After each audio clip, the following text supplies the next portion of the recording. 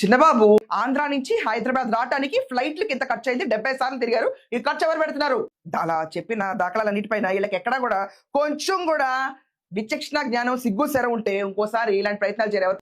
ఆకాశానికి భూమికి సరిపడినంత నోరు ఉందని చెప్పేసి పెద్ద అరుపులు అరవకూడదు మనుషులు, అర్థమైందా? వాళ్ళు ఏమడిగారు?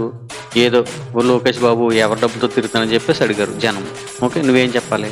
ఇదిగో ఫలానా, ఇదిగో ప్రూఫ్, ఓకే చూసుకుంటారు బాబు, ఇదిగో ప్రూఫ్ అని చెప్పి జనానికి చూపించి వాళ్ళ నోళ్ళు మించాలి నీకు దమ్ముంటాయి. అంతేగాని ఎందుకు నోరేసుకుని వాళ్ళకి ఇలాగ వాగటం ఎందుకు?